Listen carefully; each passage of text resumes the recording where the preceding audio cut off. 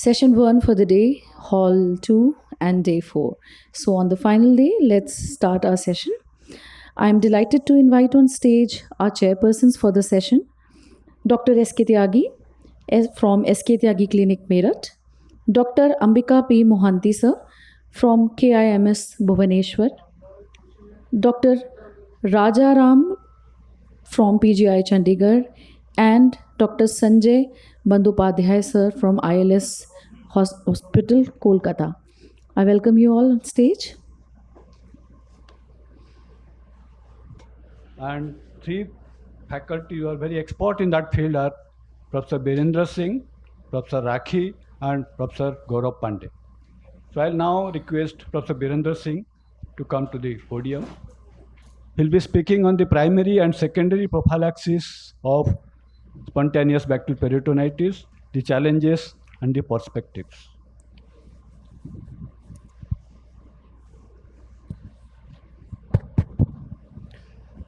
Thank you, Mr. Chairman. In the next 15 minutes, I'll be discussing regarding the primary and secondary prophylaxis of SBP, the challenges and perspectives. SBP is a most frequently seen in patients with the ascites, and it causes the life-threatening complications as AKI, HE, and they require frequent hospitalizations. And there is a 90% mortality. It was earlier, but nowadays the mortality has come down. It is around 20%. The SBP can be of three types. It can be community acquired, it can be healthcare associated, it can be nosocomial infection also. Usually in these patients with the SBP, there is a gram-negative bacteria, which is common. Gram-positive also may be seen, especially in hospitalized patients. Epidemiology of the infections is fast changing, and nosocomial SBP, a high prevalence of the MDR is seen in these patients. The diagnosis, it is based on the diagnostic paracentesis, and half the episodes of SBP are seen at the time of hospital admissions. The presentation can be a local symptoms and or the signs of peritonitis, maybe abdominal pain, tenderness, vomiting, diarrhea, and ileus. The signs of systemic inflammation, the hyper or the hyponatremia, chills, altered white blood cell count, tachycardia, and or tachypnea, worsening of liver function, hepatic encephalopathy, shock, renal failure, GI bleeding, and sometimes these patients may be asymptomatic. And the SBP is diagnosed based on the PMN count of more than 250. Sometimes there may be the culture negative neutrocytic ascites, but it may present as similar signs and symptoms as the classical SBP and warrant empiric antibiotic treatment. In a situation, there may be less than 250 cells, but the culture is positive. This is the monomicrobial and non-neutrocytic bactericytis. And in one series, most patients, they had this sort of the SBP, and 62% in one study, these patients resolved without any antibiotic and without any neutrophil response. And those who were non-responders, they progressed to the classical SBP. The most common bacteria, E. coli, Klebsiella pneumoniae, and the streptococcal or staphylococcal. The drug of choice is the cefotaxime or a similar third generation cephalosporin. And MDR is very common nowadays, especially those who are receiving the fluoroquinolone prophylaxis and frequent contacts with the healthcare system, and in patients who develop nosocomial SBP. SBP in patients on fluoroquinolone prophylaxis was seen in 18% of the culture confirmed infections, and they also showed the MDR bacteria. This is the epidemiology and effects of the bacterial infections.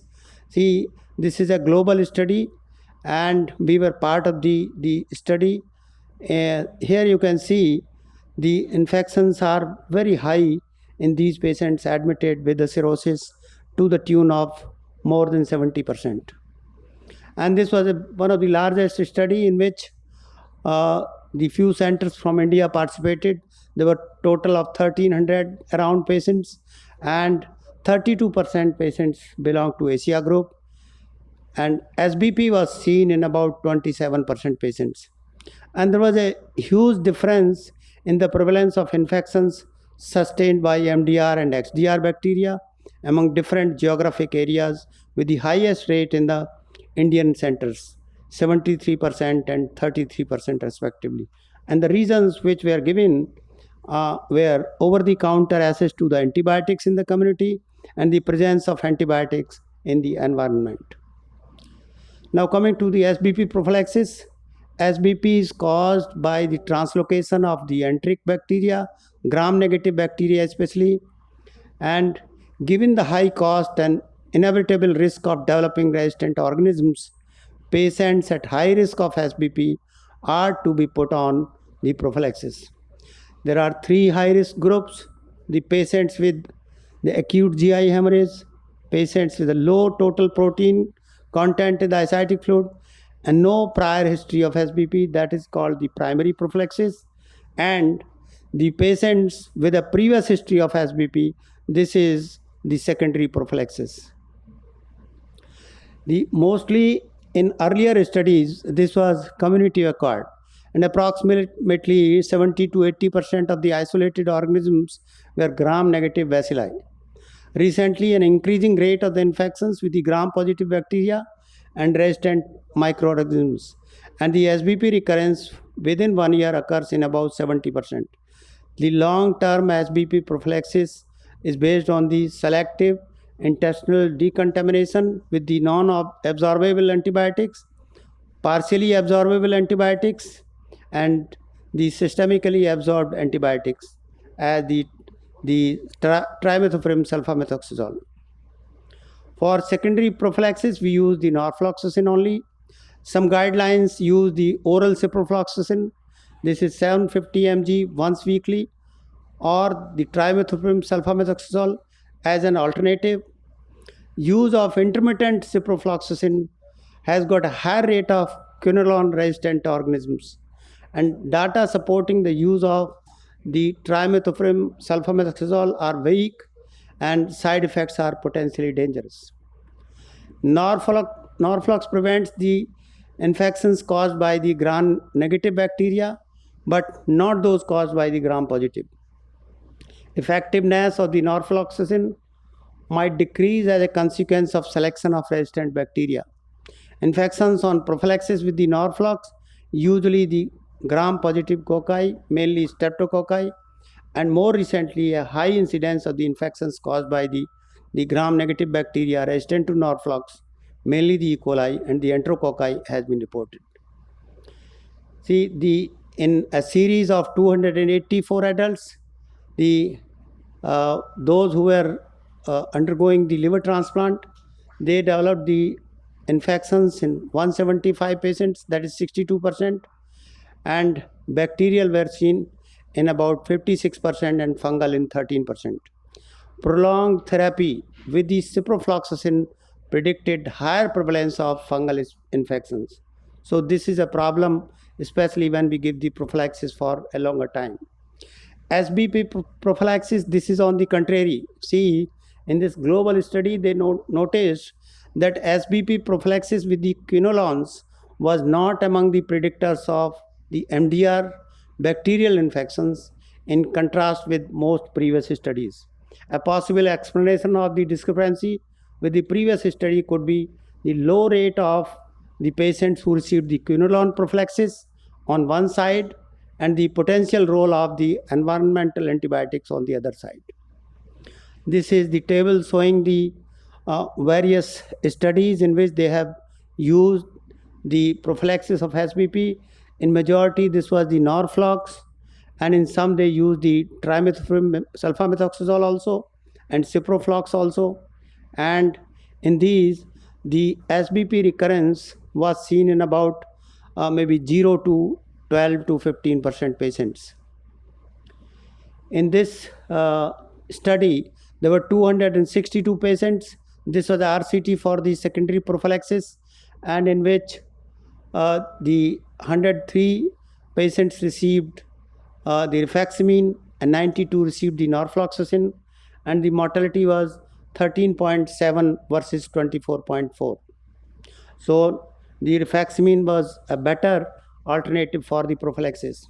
This is the meta-analysis of the primary prophylaxis of the SBP, and here the prevention of the SBP in the pure primary prophylactic RCTs, this favor the quinolones.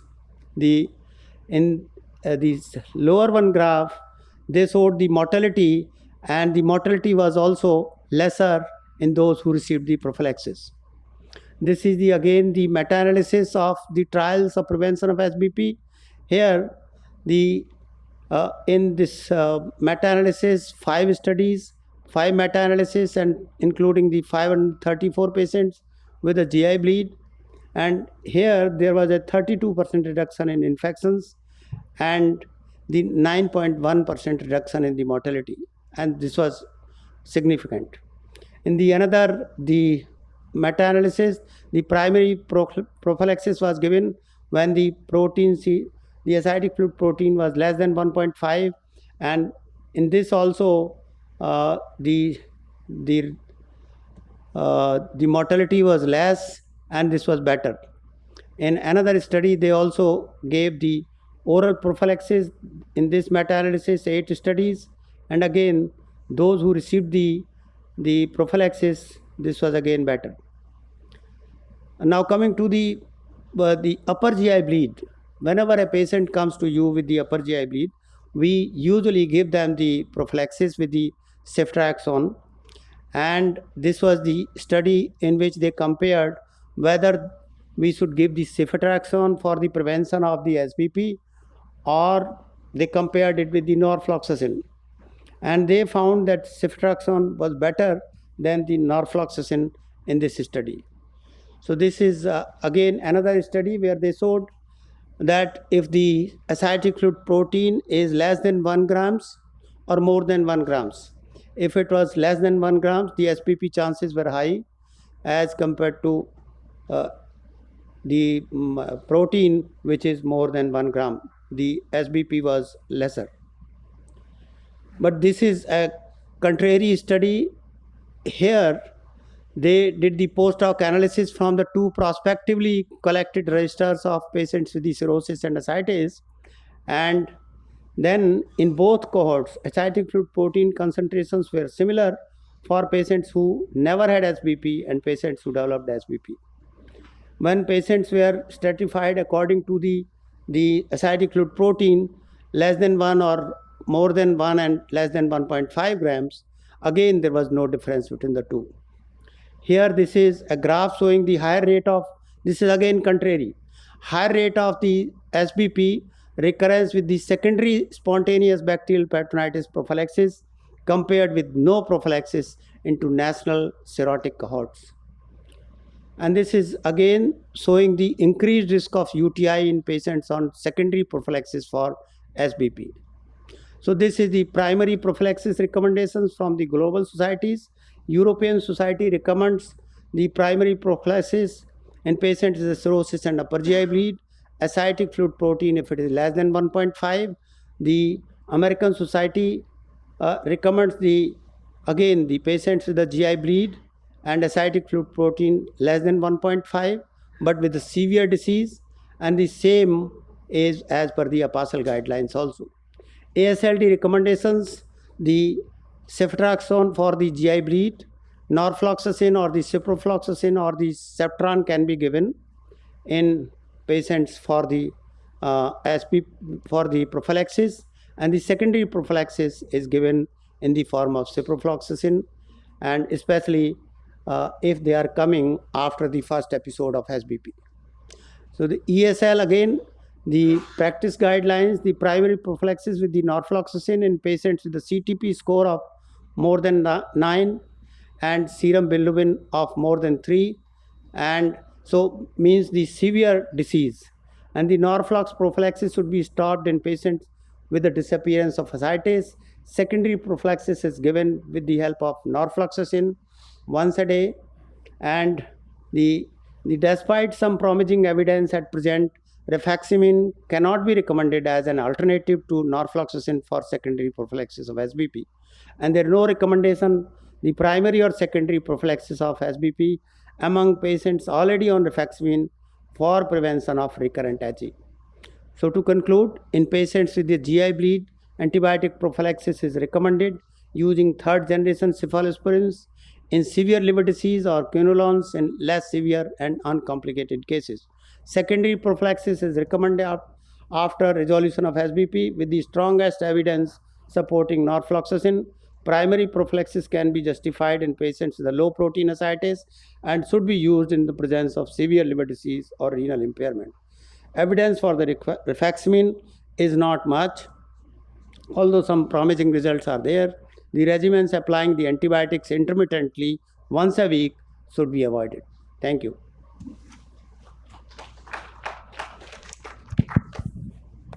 Thank you, sir. Rather, you have been associated with most of these studies that has happened from our country. Any questions for Professor Bedner? Professor Shiprasad.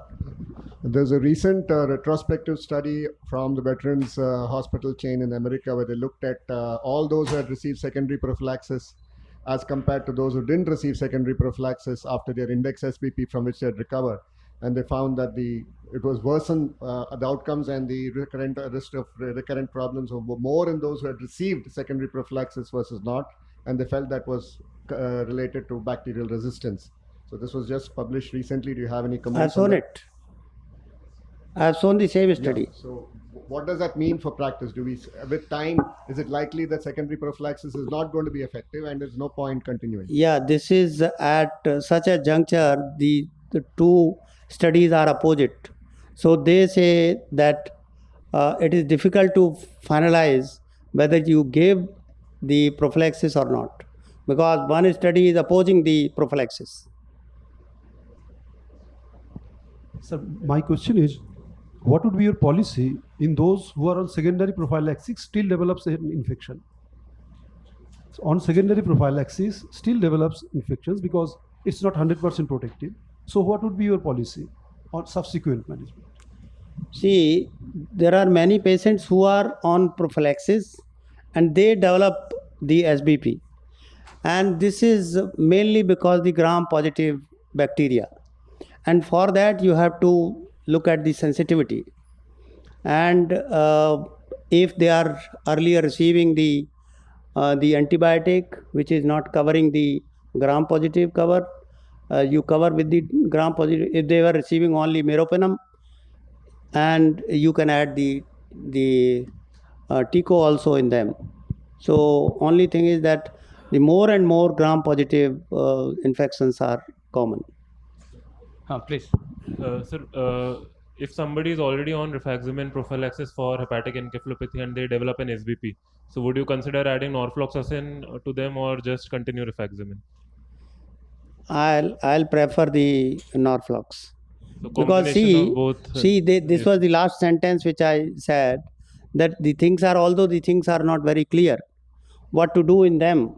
They are already receiving rifaximin, and rifaximin is supposed to be a better for the SBP prophylaxis. They are receiving for the hepatic encephalopathy. But since they have developed the SBP, I'll try the another drug, the Norflox. Any other questions? As you mentioned, the society guideline recommends ceftriaxone as a drug after a GI bleed. But in our tertiary referral centers, almost all of the patients who are coming, and when they are evaluated, they are found to have drug resistance. So I personally feel that ceftriaxone is not suitable for our patients, and we have no option but to go for a next generation antibiotic. So what's your comment on this? Nice. See, what is the way? How are you saying that they are the ceftriaxone resistant? We got the sensitivity reports of the ascitic fluid. Ascitic fluid. 20% of the ascitic fluid samples were they having the SBP that time? Well, when they came with the bleed, you did the ascitic fluid also. No, when they came with the bleed, in those patients where we have tapped the ascites, we found that 20% patients were positive, and drug resistance was very, very common. See, cephalosporins these were are- almost these are- always resistance. This was probably this patient was already having the SBP. So here this is not a primary prophylaxis. Primary prophylaxis is given in a patient who has come to you with a bleed and for the prevention of the SBP. But here you did the ascitic fluid and you saw that the resistant bacteria. It means this patient was already carrying the SBP. And the reason may be that earlier SBP for which for prevention of the second attack, somebody must have put this patient on the norfloxacin, and that is why this was resistant. So you have to go for the other antibiotic. So you will still recommend ceftriaxone for primary No. prophylaxis? For the primary prophylaxis, but not for this sort of patient. Okay, This was a patient probably had SBP earlier, although came with a bleed. So we are giving the antibiotic not for the primary prophylaxis. Here we are giving the antibiotic for the secondary prophylaxis got it, yeah. and treating SBP. Yeah, got it. Thank you. Any other questions? Sir, I got the last question, Professor Birendra sir. How long this secondary prophylaxis will go on? See, till the ascites lasts. Till the ascites lasts, That's all. or the transplant. Okay. Thank you so much, sir. With your that still there are a lot of controversies and confusion. I think some more work is required by INASL or some society for our country. Thank you so much, sir. And a big clap for Professor Birendra.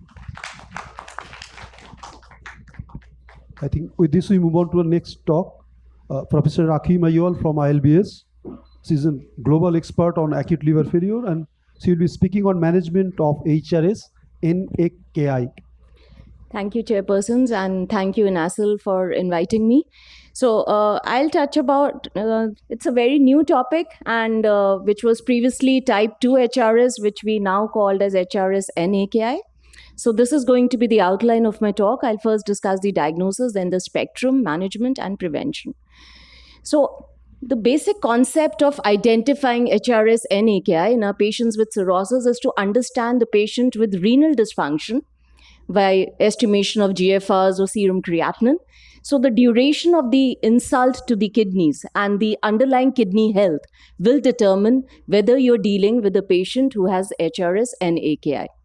So the patients of HRS NAKI can have acute kidney disease, which is a subacute form of renal dysfunction, where the duration of the insult varies from the time frame for AKI is 7 days, so 7 to 90 days. If the GFR is below 60, or if it is a 35% reduction from the baseline estimated GFR, this fits into the criteria for acute kidney disease. For chronic kidney disease, the GFR has to be below 60 for at least a period of more than 90 days. So that is how we classify. Now, this is a very recent paper where all the experts had together brought about the concept of, again, because we are dealing so much of this acute kidney disease and chronic kidney disease, that how do we identify whether it's a functional component or it's a structural? And this becomes very important because when we are saying HRS NAKI, we're trying to say this is functional component of severe renal dysfunction or chronic renal dysfunction, and this may have implications while we are contemplating therapies like TIPS or liver transplant, where the disease of the kidneys may also improve with just the management of portal hypertension and liver disease. So that has its implication. But if you're dealing something which is structural and it is based inside the kidneys and it's an intrinsic kidney disease, there your therapies of simultaneous liver kidney transplant or even a TIPS may actually be detrimental in these patients. So important is to identify the spectrum. So after making a diagnosis, you can see that there is a huge overlap. And that is how it is the complexity of understanding a patient of kidney disease when they present to us. When you look at the serum creatinine, it is not so simple. So a detailed assessment of the patient's underlying kidney health, the acute kidney disease, the number of prior AKIs, whether the patient has AKI or AKD, the patient has met the criteria for chronic kidney disease. So when you use your estimated GFR equations, which many of us are not doing. Even patient with a 1.2 creatinine and a low serum albumin using a MDRD6 equation, or if you can do a cystatin C. So what is recommended is we can use a cystatin C and a serum creatinine based GFR equation. So these patients may actually be meeting the criteria for chronic kidney disease. So this is what we suggest, and this is a very recent review which we wrote. So we are saying that for any patient with liver disease, you should not just look at the serum creatinine, you look at the GFR using any form of estimated GFR equation, look at the urine analysis for proteinuria, for sediments, and do a kidney ultrasound to understand you're not dealing with a chronic kidney disease which has not manifested functionally. So it's very important. And again, then when you're dealing with the AKI, it is important to see whether the patient has met the criteria of HRS AKI, and when the patient is not meeting, it can be HRS AKD or CKD. So again, the complexity will further be very like when you're following up these patients. So one is the baseline assessment, but after the patient has developed an AKI, it may be relevant to know that if the patient has persistence of AKI beyond 7 days, he meets the criteria, he or she meets the criteria of acute kidney disease. And if this persistence gets prolonged beyond 90 days, it can transform to chronic kidney disease. So a patient may have AKI on AKD, AKD may progress to CKD, the patient may have CKD and has an AKD and also has an AKI. So everything can be very, very complex. So how we understand this is that you need to clearly see the duration of renal damage, the analysis of the kidneys, and all this is important at baseline, and subsequent also follow-up is important. So this is how it can be. So you may start off with the normal kidneys or acute kidney disease or chronic kidney disease. After the patient gets AKI, the AKI severity will determine whether the patient has partial or complete recovery. And if the patient goes on to develop CKD, again, the progression can be from CKD stages and the GFR from CKD stage 1 to stage 5. And again, it's important for us, and we showed it very early on, that AKI itself predisposes. So like for SBP we were discussing, so it's also important that we should look if the patient has developed one AKI or HRS AKI, these are the patients where again we should be very cautious of how we need to prevent the next episode of AKI, because each episode of AKI is leading to the deterioration of the kidney health status. Now, what are the mechanisms why a patient may go on to develop a non-resolving AKI or go on to develop acute kidney disease or chronic kidney disease? So there are different mechanisms, some at the tubule epithelial cell level itself, and this is more relevant in the context of severe AKI, the acute tubular injury, where there is a direct damage to the tubules. The mitochondrial dysfunction, which we very commonly see now, chylemic nephropathy, and we've shown that there is a mitochondrial dysfunction in that set of patients, autophagy, which is defective, severe systemic intrarenal inflammation, the tubular interstitial inflammation, and the vascular dysfunction. So defective angiogenesis, which again progresses to fibrosis, and these patients have defective repair, and they go on to develop a renal fibrosis, which results in the development of CKD. So this is the data which we published in Alimentary Pharmacology. 30 patients we wanted to look at in the ICU context. We showed that almost 50% after they come out from the ICU, after the episode of AKI, will develop either an acute kidney disease or chronic kidney disease based on the GFR.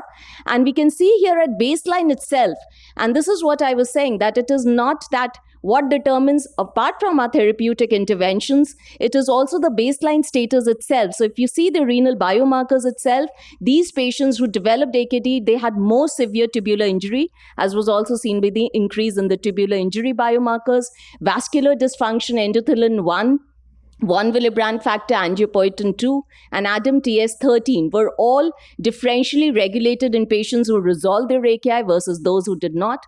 Again, the importance of monocyte macrophages in determining the development of renal fibrosis, and we showed that the genes of mitochondrial function in the renal tubule epithelial cells were underexpressed in patients who had non-resolution of AKI. So these are the mechanisms, again, for therapeutic targeting. So if we know that these are the patients who would not resolve, we need to do better, and we should not be treating the standard way. So that comes to how we should be using our biomarkers in a context where the patient is critically ill and we are dealing patients in the ICU. And again, the definition. So do we have a definition of how do we say the patient has AKI on CKD? So how do we make that differentiation if the patient has background chronic kidney disease? So it can be just a worsening of the chronic kidney disease, or if the patient has AKI. So this has been proposed that this is the most relevant definition, that we can say that if there is a stage 1 AKI, then we can say that on a background CKD that we are dealing with the CKD. Now coming to the management, again, the assessment is important. So the management, which is volume assessment, albumin and all those things, but what is important for us is the chronic management, because I said that AKD or CKD is more often insidious. So they are not the patients who are usually hospitalized unless and until they have AKI or HRS AKI. So most often we'll see them in the clinics. So how do we manage such patients? So let's discuss. So these are the drugs which we are usually using in the management of patients who have ascites and develop renal dysfunction. So let's discuss diuretics. Now, we think that diuretics are very good drugs. We're using them right and left to mobilize the ascites, but it is not that every patient of liver disease will respond to diuretics. So it becomes very important for us to see whether our patients are responding to diuretics, because this is one very important factor which will lead to the development of kidney dysfunction in these patients. So how we can do that? So if the patient is compliant with the diet and there is no net the patient is also not reducing the ascites, we can check the urine spot sodium. And if the urine spot sodium is 88, so the patient, you can say that the patient is not compliant with his salt, and we should look at the salt compliance. However, if the patient has no excretion of urine sodium, if it is less than 20, or not high, then we know that we are dealing probably with a diuretic resistant ascites, and here diuretics can be harmful to our patients. And again, if the patient has responded, you give diuretics, you will monitor the weight, the ascites will also be mobilized, and the urine sodium excretion will also be consistent with that. So let's look at what are the harms. So very early studies have shown that diuretics can actually impair the mean arterial pressure. So this is the data of torsemide and furosemide, where they looked at the plasma renin, the mean arterial pressure, heart rate, and also aldosterone levels. So interestingly, the mean arterial pressure was dropping. So the map is very important while managing our kidneys. So if the patient, we're giving diuretics, we will see that they will have a decline in the mean arterial pressure, and also there was an increase in the plasma renin activity and aldosterone, and there was also an increase in the renal prostaglandins. So all this is very harmful for the kidney health of our patients.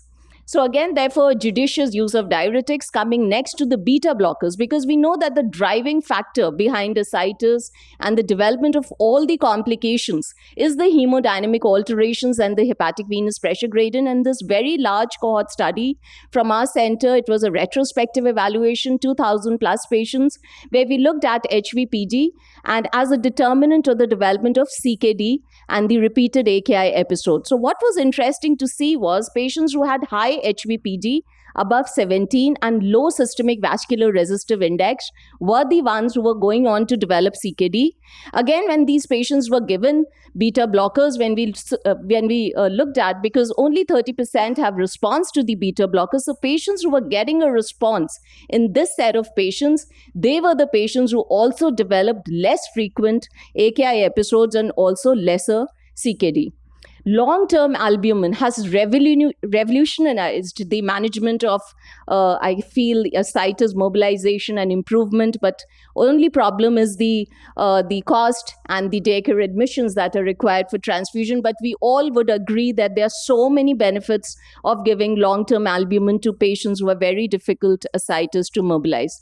And the ANSWER study had answered the question in uncomplicated ascites. But what is important is the secondary outcome. We're not dealing, we want to see how we prevent the other complications which can develop in patients with uncomplicated ascites in the natural history. So they showed that all the other complications, and for us it is important here, the development of refractory ascites, renal impairment, hyponatremia, all were reduced when you were giving long-term albumin to these patients. So this is a study which we done as a randomized controlled trial in refractory ascites. So refractory ascites patients are the ones who get more often AKD and CKD or HRS and AKI.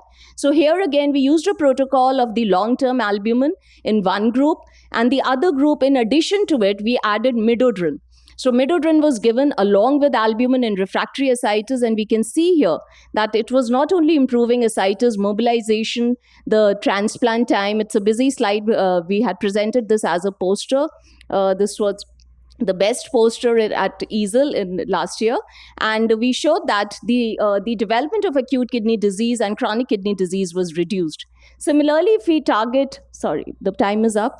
So long-term albumin, SGLT2 is another drug which is coming up, and this is a paper which has now come up for oral. So in patients with NAFLD, we've shown in 120 patients that if you give SGLT2 dapagliflozin and the dose was 5 to 10, we showed that the development of CKD was reduced in all these patients who had moderate ascites in the context of NAFLD, and these patients we were also able to discontinue diuretics. In the RCT on prevention of parasynthetase-induced dysfunction, we showed that albumin plus midodrine would be better. Tips, Dr. Gaurav will discuss, but strategies like using a lower stent and CKD, again, we can use. So I will just go around. Alpha pump is not available, so this is my final slide showing the management algorithm, how we should be managing. And simultaneous liver kidney transplant becomes the only option when the patient has reached a CKD stage 3 and also has liver disease. Thank you. Thank you, Professor, for your excellent talk. And now the topic is open for discussion. Any question from the audience?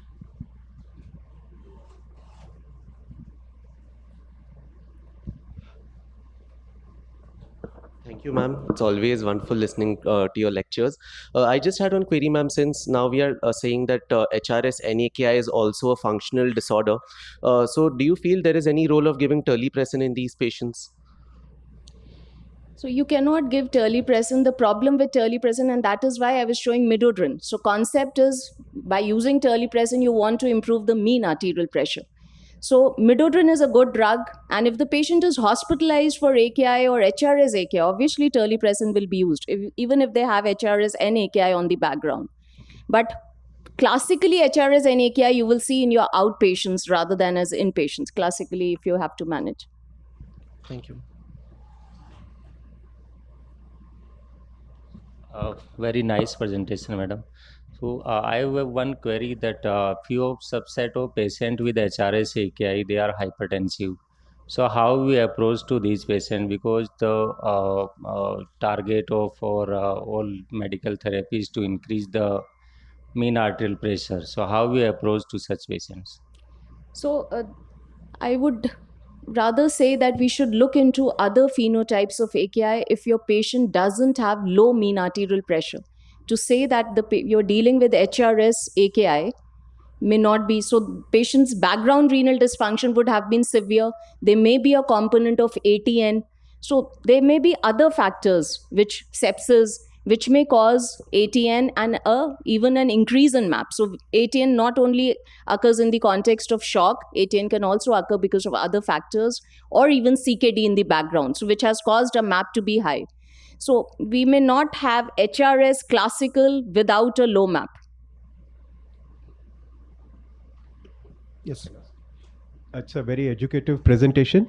At ILBS, all your monitors show systemic vascular resistance. So you have the comfort of using this as a tool. How do you think where it is not available on the monitor, and how much does it change your decisions if it's not available? Because it seems from your slides that systemic vascular resistance is a very important thing to know while you're managing these patients in ICU. So if the systemic vascular resistance is not known, we go by the diastolic pressure. The diastolic blood pressure is also a marker of low SVR. Mostly if you see wide pulse pressures, or if you see a low diastolic blood pressure, even in the outpatient clinic. Okay. And for such patients who have recovered from an AKI episode, I don't believe that we should keep a MAP which is low. So we should try and build up the map and beta blockers, and that is why that gray area of using beta blockers, because beta blockers will reduce the map. So mean arterial pressure is which will determine the kidney health, and it's very important for us to maintain that in our patients. Thank you. So with increasing prevalence of MSLD as a cause of liver disease, you have many patients who have some subtle form of renal injury. So will that cause any problem in differentiating who is actually HRS-AKD, HRS-CKD from a pre-existing kidney disease? That is why whenever we see such patients, and the baseline creatinine should be tried to be picked up, and in the society guidelines we have proposed that even in last 12 months, whatever has been the baseline serum creatinine before the patient came with the episode of AKI will tell us what was his baseline kidney status. So if the patient would be having, so there must be some values of creatinine in the last 3 months. So we know we are dealing with acute kidney disease, AKI on background AKD. So all those things can be determined only when we do a good GFR based on the baseline creatinine for all these patients at assessment itself. Thank you, madam. Ma'am, one question. Could non-invasive markers like Doppler can be used in predict the treatment in HRS NACI? So that's a very relevant question. The problem is when the patients are in the outpatients, you don't ask for a renal resistive index. When will they come back? So that is a problem, and we do not have the immediate results. The second thing is, even though it is very helpful, even in the very sick population of patients in the ICU, it is very challenging for positioning and all that. So we normally, none of us do practically. Yes, the patients who are decompensated and admitted to the ward and have HRS, AKI, and you're managing with your terlipressin or norepinephrine.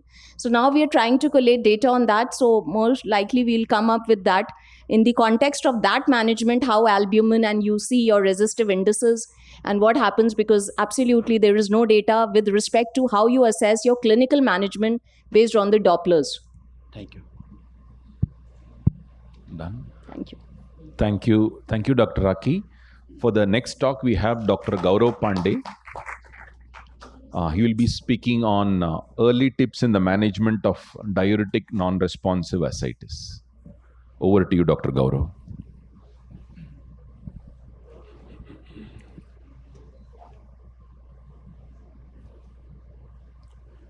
Good morning, chairpersons. Thank you, INASL, for giving us an opportunity. I'll be presenting early tips in management of diuretic non-responsive ascites. Most of the pathophysiology has been discussed with Raki. So the crux issue is reduction in effective arterial blood volume that happens because of splanchnic vasodilatation and then bacterial translocation, nitric oxide production, ultimately causing systemic vasodilatation. So the map comes down. So there is portal hypertension and there is reduction in effective arterial blood volume that leads to ascites and all its complication. So in effect, it is a status of underfilled circulation that we have. If you compare with mild and effective arterial blood volume, this is just a cartoon that I drew. It's as the disease progresses, the effective arterial blood volume comes down because of splanchnic and systemic vasodilatation. These are the various parameters that assess it, and the patient may come at various levels of low effective arterial blood volume.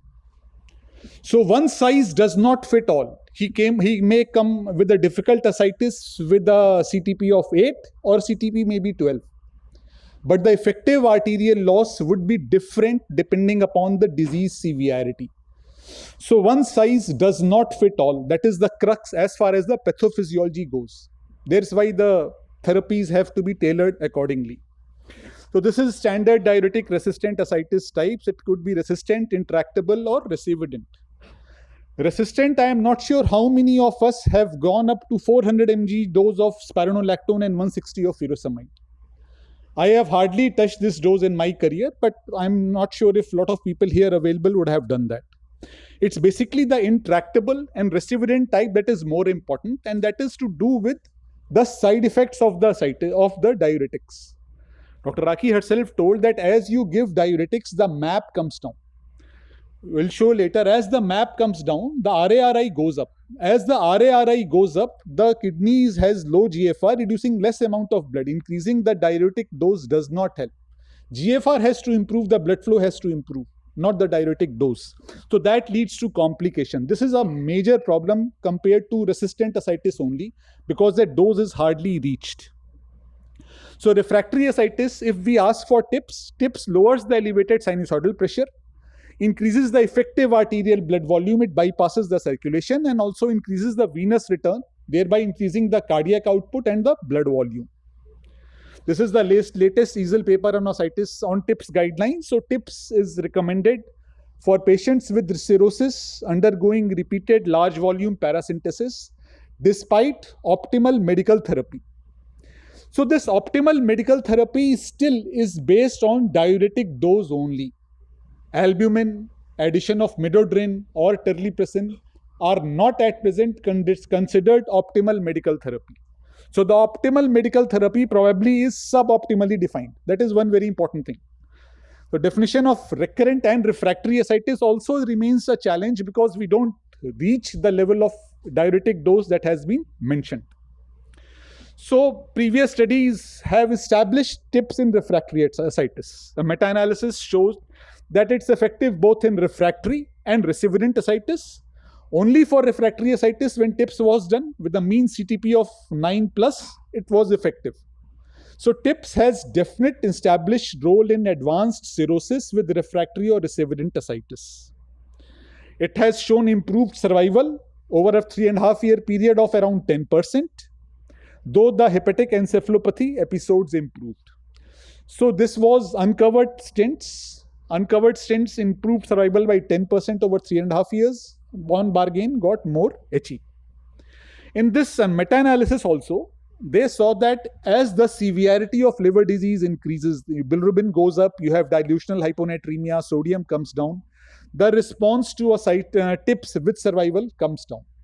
So as the disease severity goes up, survival decreases in this particular subgroup also.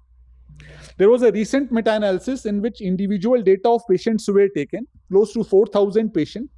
They looked at only two things: further decompensation and increased survival. So here also the 2-year cumulative survival was higher in patients who underwent TIPS. Multivariate analysis showed a lower paracentesis frequency and a low baseline creatinine, indirectly defining early disease and not advanced disease, were significant predictors for TIPS response. Persistent ascites, which we could not control, obviously had the maximum benefit. So all these data certainly do suggest to shift the goalpost before. But the optimal medical therapy that these people have utilized is probably different from after long-term albumin and addition of midodrine and terli. One of the studies published around in 2017, they classified safety of TIPS, complications and survival based on MELD score. Here they took a MELD cutoff of 21 or more, and 20 and less than 21 patients who had MELD less than 21 did reasonably well compared to patients who had higher MELD. Suggesting probably if you do the TIPS early, the better it is. Again, similar paper published a couple of years back. They looked at MELD 18 to 25 or MELD less than 18, and they gave an optimal cutoff of 15 or low. So they said that, okay, if you are considering TIPS, better to consider at a lower MELD. A covered TIPS study on patients with lower MELD score of around 12 showed a significantly higher survival compared to patients who did not have early covered TIPS in patients with recurrent ascites and not refractory. So is it time to shift the goalpost? If yes, what is the target population for early TIPS? This paper was published just last month. They looked at the target population where early TIPS could be done. So they took for around 500 odd patients. They followed up for 1 year. The primary endpoint was refractory ascites, HRS, AKI, SBP, OLT, variceal bleed or liver-related death. They looked at multivariate factors of the grade of ascites grade 2 or 3, the sodium levels and MELD score. So they found that if the patient had ascites grade 3 and hyponatremia or MELD more than 12, this subgroup of patient would benefit from early TIPS because they had more than 60% risk of clinical deterioration or any of these complications mentioned in the primary composite endpoint. So this was a classification tree. They looked at all 450 patients. Then they subclassified based on ascites first. Ascites grade 3. They looked at hyponatremia, ascites with hyponatremia. Then they looked at MELD score. So ascites with hyponatremia and MELD more than 12 had more than 64% chance of deterioration within 12 months. Ascites with hyponatremia, again, the risk was 74%. Ascites with MELD 12 was 54%. So MELD ascites with low sodium was more important and had a higher prognostic significance and would benefit maximum if early TIPS was done, as per this study. So if in this subgroup of patient, they followed for 1 year, they thought that if we could do TIPS early, they could prevent deterioration in around 65% of patients. So this is the graph. NNT number needed to treat was 13 at 2 years follow-up. They look at the whole cohort of 450 patients, and they came to conclusion that 34% of patients, if underwent early TIPS, would benefit. And this subgroup was ascites grade 3 with either low sodium or MELD more than 12. This was the subgroup that could have maximum benefit.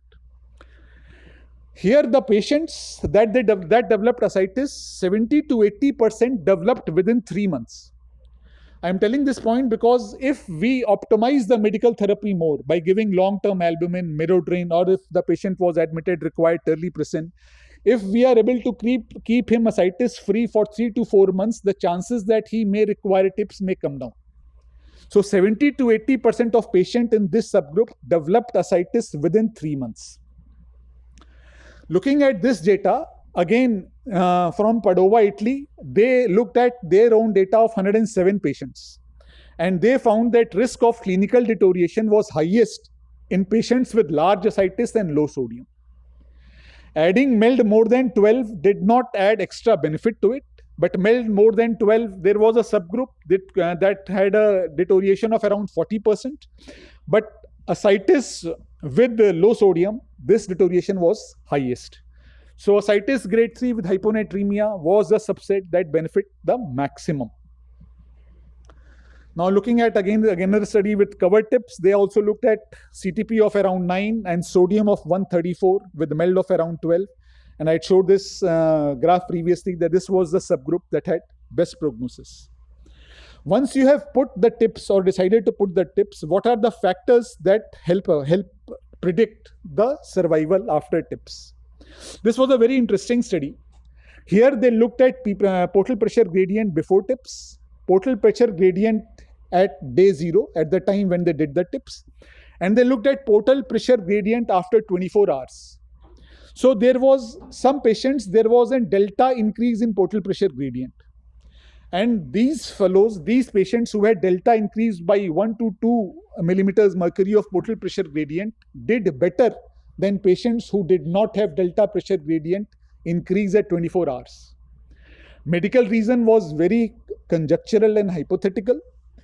The authors mentioned that probably it was because of slightly improved liver perfusion after delta PPG reduction that caused a delta increase of 1 to 2 millimeters mercury. The patients who did not have delta PPG increase at day 0, probably there was no extra blood flow going to the liver after TIPS. So they didn't do well and deteriorated. So in this subgroup analysis, they found that if delta PPG increased by 1 to 2 millimeters mercury at day 24, it selected a subgroup of patients who could do well post-TIPS, and this would be known within 24 hours. Then there is a Friedberg index that has been considered for TIPS survival. Friedberg index, basically we look at creatinine, albumin, bilirubin, and age. Just to give you some idea, if age is around 54, creat 1.4, albumin 2.8, bili less than 3, a Friedberg index FIP score would come to 0.9 and a MELD would come to 20. So they, in their study in 2017, they found that a Friedberg score of less than 0.92 was a favorable prognostic factor for TIPS. So probably a MELD around 20 or less would favor TIPS or select a subgroup of patients who would do better with early TIPS. So INASL looked at their data based on FIP score. FIP score low risk was FIP score less than 0.92 and FIPS high risk was more than 0.92. Here, FIPS low score predominantly were in CTP B grade. FIPS high score, high risk patients were in CTP C stage. This was the European data analysis that they did. The MELD score of low risk patients was around 12 and for high risk was around 21. So if you consider FIPS score and take a cutoff of 0.92 before TIPS, these patients had favorable prognosis, they had increased survival, reduced chance of decompensation after TIPS, reduced chance of developing ACLF after TIPS, and a greater transplant-free survival. So again, these are parameters that you can take help of before deciding to do TIPS or not. Then we discussed the 3-month gap for decompensation. So studies have shown that if you have persistent decompensation for more than 3 months, FIPS score increases and they do slightly worse compared to if you do a TIPS at 3 months. TIPS and mortality. The issue is study with the TIPS and upper GI bleed has shown that TIPS increases rebleeding risk, higher rate of portal vein recanalization, but survival overall did not improve significantly in this. The data of long-term TIPS follow-up for survival is still lacking with covered TIPS. As time moves, I'll try to rush. This slide has been shown by Dr. Rakhi. So long-term albumin can be added to mobilize fluid. Answer trial has already been shown and optimized. So in the medical optimization, long-term albumin is a definite armamentarium. It prolongs overall survival and has been mentioned as a disease-modifying drug. Very few treatments are disease-modifying. Long-term albumin is.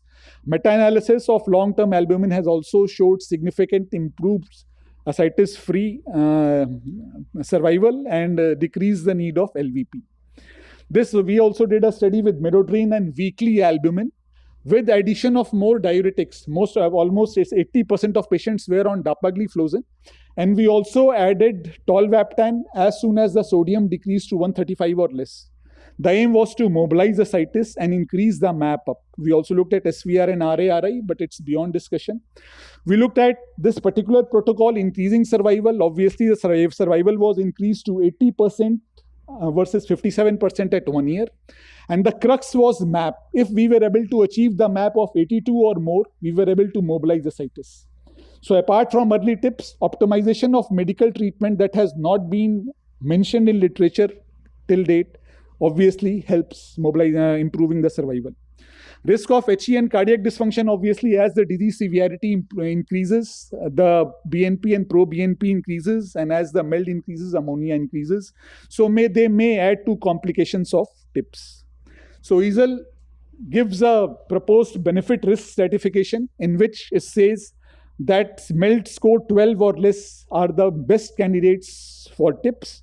And as the MELD increases more than 18, the benefit may come down and the risk may increase.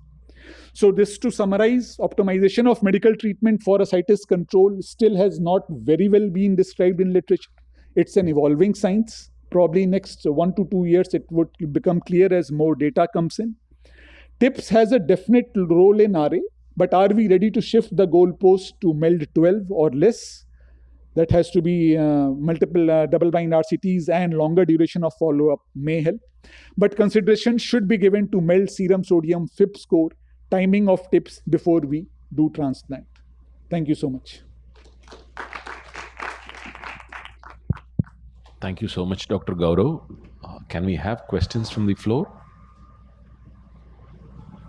Thank you for this beautiful presentation. You had a brief mention of renal artery resistive index. So from Rakhi's talk and your talk, one take-home message I'm wondering whether I should take is, would we see RARI coming as a part of POCUS? Do you have RARI changing in admission with terlipressin alone, with terlipressin albumin, and later in these cases where the ascites is refractory? So should we do RARI regularly in the intensive care? So basically, the data that I showed was on OPD basis predominantly. So once these patients come for the first time, next time when they come with an ultrasound, you can request them to get an IVC and RARI. They will come with that. So They will come with IVC and RARI diameter. You have a better knowledge of hemodynamics that's going on. Right. You have albumin levels, IVC and RARI, IVC with respiratory variation. Does the As you follow up, this is better. Now, midodrine, what it does, it improves MAP. Once it improves MAP, renal blood flow may increase. So the issue is, midodrine, as I showed initially, it is, you will not know how much to fill. There is a filling gap to improve the effective arterial blood volume. You can titrate the dose of albumin to once or twice weekly. You can titrate the dose of midodrine 5 to 10 to 15 mg thrice a day. And you can similarly titrate the dose of diuretics apart from furosemide and aldactone. You can go up to tolvaptan if sodium is low, dapagliflozin, that can be added. All these are potentially diuretics acting on various mechanisms. So this helps you give an overall picture of how bad the hemodynamics are. Right. If we can do it, your radiologist can do once or twice, you ask the patient, they get it done. Yeah, the challenge was that I haven't seen an appreciable change in RAI in the admission. Should I see a change in RARI as, I mean, I'm looking at diuretic sensitive. No. So diuretics too. basically, if at all, may decrease the GFR and increase the RARI. So you have to fill the volume and increase the renal blood flow. You can fill the volume with albumin. Okay. You can increase the renal blood flow by splanchnic and systemic vasoconstriction. That in hospital patients, you may require terlipressin plus minus NORAD. On OPD basis patients, you require midodrine. Okay. Now, TIPS also does the same. So we are talking about the TIPS lecture, but obviously it also improves the effective arterial blood volume. Sure, thank you. Thank you. Thank you, sir, for the excellent talk. My question is, what exactly is early TIPS? How early are you doing? And if, like you said, long-term albumin should be considered in a standard medical therapy. So in the ANSWER trial, they gave it for up to 18 months. So if you are giving long-term albumin in patients who have persistent ascites, and then you are continuing for more than 6 months, then would you call that TIPS as an early TIPS? Yeah, so basically, first of all, long-term albumin. If we come to long-term albumin, see, the issue is, once ascites mobilizes, lot of things improve. One is sarcopenia, another nutrition. We are giving albumin. You may require to give weekly albumin initially. As the albumin crosses more than 3, you may require to give weekly albumin once only, not twice a week. Slowly look at 1 year, 18 months. If the albumin is persistently more than 3.5, his nutrition is better, you may not require to give albumin. There will be 20% patients where HVPG is high and ascites is difficult to mobilize. Obviously, these patients would require TIPS. But within 3 to 4 month period, you will come to know that you are able to mobilize ascites well or not. If you are not able to mobilize ascites well, you may opt for TIPS. But majority of this, increasing the therapy, optimizing, giving twice weekly albumin initially, adding vasoconstrictors like Mido or Turley, depending upon OPD or IP patients you have, within 3 months, you will get a reasonable idea of your ascites control. Ascites control improves, nutrition improves, albumin may further improve. For more than a year, you can wait. Look at how patient performs. So thank you. Just we cannot take a question. We are running short of time. Okay, thank you all the speakers for your excellent talk and this educative session. We conclude this session. Thank you. Thanks to the... Whenever there is a ascites to both of you, is not the effective arterial blood volume is low? Already low. Already JFR is low. And therefore there is ascites. Sir, right? Absolutely, So that sir. you should clarify. Absolutely, sir. That is the crux. If the effective arterial volume is up by whatever means, it may be albumin or vasoconstriction, complications will be taken care of. Albumin is a very good drug, but only problem is we. That is the basic fundamental. This is the basic fundamental. Absolutely, basics, absolutely, sir. Thanks to the chairperson. Speaker, please join us for a photograph together. Chairpersons and speakers, you're requested to be on stage.